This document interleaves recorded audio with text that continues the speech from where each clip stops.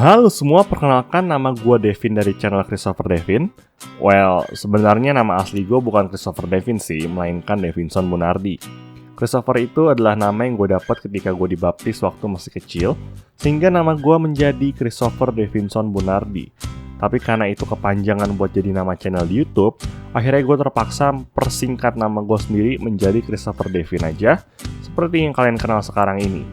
Dan ya, inilah video Draw My Life versi gua yang sudah kalian request entah dari kapan.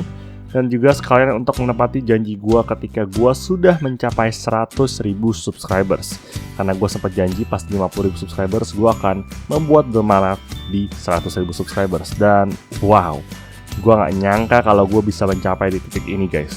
Dan gua harus berterima kasih banyak sama kalian. So thank you all guys so much. Semua orang pasti punya ceritanya masing-masing. Dan inilah cerita gue. Kalau gitu tanpa basa-basi lagi, langsung aja kita mulai Draw My Life Christopher Devin. Oke, jadi buat kalian yang belum tahu, gue itu lahir pada tanggal 11 November 1996.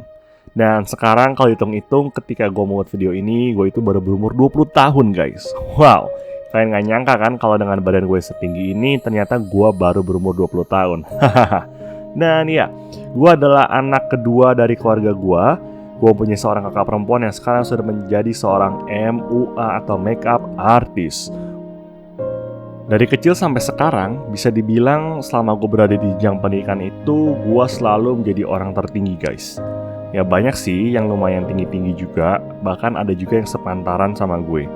Tapi entah kenapa selalu gue yang dijulukin sebagai manusia tertinggi selama di sekolah maupun di kampus gue sekarang. Bahkan di lingkungan para YouTuber Indonesia, gue dijulukin sebagai YouTuber Indonesia tertinggi sama teman-teman YouTuber gue tentunya. Gue gak tahu sih apakah di Indonesia itu ada YouTuber tertinggi lainnya selain gue. So, ya entah gue harus bangga atau seneng sama hal tersebut. Loh, apa bedanya ya? Selama gue hidup, banyak banget kejadian gak enak terjadi sama gue. Ya namanya juga kehidupan ya, kan kita gak selalu ada di atas, kadang kita juga ada di bawah. Waktu gue masih kecil, ya mungkin sekitar umur 6 tahunan, nyokap gue cerita kalau kuku kaki jempol gue itu pernah keangkat semuanya.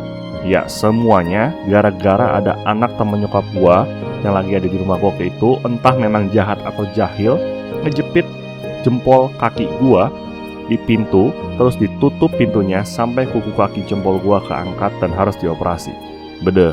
Gua yang ceritain aja masih ngilu kalau ngebayangin. Anehnya sampai sekarang gue itu gak inget rasa sakitnya kayak gimana pas kejadian itu terjadi. Tapi nyokap gue bilang kalau gue nangis-nangis kayak bocah gak dikasih permen tapi dikali 100 kali lipat lagi guys. Ya jelas lah siapa yang gak nangis coba kan kalau kuku kaki jempolnya itu keangkat semuanya. Oh my god, sakit bro, sakit. Dan dibalik badan gue yang tinggi ini, gue juga punya banyak ketidaksempurnaan guys. Di umur gue relatif masih muda, gue udah berapa kali melakukan operasi-operasi ke badan gue. Pernah waktu kecil gue harus dioperasi karena gue kondor, atau bahasa kerennya operasi hernia, karena gue kebanyakan loncat-loncat gak bisa diem gak jelas. Dan ada juga penyakit keturunan yang gue bawa, yaitu penyakit jantung bocor sebutannya. Dan karena penyakit jantung bocor inilah gue sering banget dibully sama beberapa temen gue waktu masih ke sekolah. Secara singkat, penjelasan dari penyakit jantung bocor adalah kita tahu bahwa jantung kita ini dibagi menjadi bilik kiri dan juga bilik kanan, di mana ada semacam pembatas di antara kedua bilik tersebut untuk memisahkan antara darah kotor dan juga darah bersih. Nah, kalau di gua, di pembatasnya itu ada yang bolong guys, sehingga darah kotor dan darah bersihnya itu bisa tercampur, yang dimana itu seharusnya tidak terjadi pada jantung orang normal. Apa dampak dari penyakit jantung bocor gue ini? Fisik gue itu bisa dibilang hanya setengah dari kemampuan orang normal. Jadi kalau orang normal itu bisa berolahraga secara full selama 2 jam non-stop, gue bisa berolahraga 1 jam aja itu udah bagus. Intinya gue lemah banget waktu kecil. Selain itu juga pertumbuhan gue terhambat. Meskipun gue bisa dibilang tinggi waktu kecil, tapi kata dokter gue itu seharusnya bisa lebih tinggi lagi. Dan badan gue juga kurus banget, benar-benar kurus sampai gue sering dijulukin tengkorak berjalan karena badan gue yang tinggi dan juga kurus. Penyakit inilah yang membuat gue sering dibully waktu gue masih sekolah. Ketika gue masih duduk di sekolah dasar, gue inget banget ada temen gue yang manggil gue dengan julukan si jantung. Awalnya gue masih bisa tahan, tapi lama-kelamaan batas kesabaran gue juga bisa habis guys. Dan pada saat dia memanggil gue dengan julukan itu lagi, gue langsung angkat dan dorong dia ke tembok lalu bilang jangan pernah panggil gue dengan julukan itu lagi. Sambil nangis-nangis tentunya, karena ya gue sedih lah dikatain gitu terus sama teman sendiri. Lanjut ke masa SMP. Penderitaan gue tidak berakhir begitu saja, dan menurut gue ini adalah masa terparah gue selama gue sekolah. Entah gimana caranya, sewaktu SMP gue dikenal cukup banyak orang. Mulai dari guru, adik kelas, sampai dengan kakak kelas. Dan anehnya mereka juga tahu soal penyakit gue.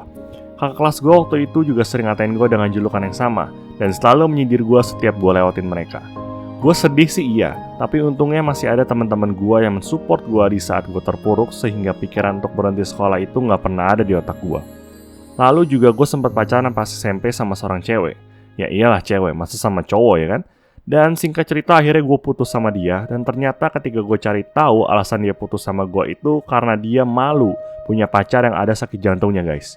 Pas denger itu gue bener-bener gak tahu lagi mau respons apa, sakit hati ya banget malah. Tapi balik lagi gue bersyukur karena Tuhan masih bersama dengan gue waktu itu sehingga gue bisa melalui semua rintangan itu dengan baik. Akhirnya gue merasa bahwa gue harus menghilangkan penyakit gue ini. Sebenarnya ada dua cara gue bisa menyembuhkan penyakit gue.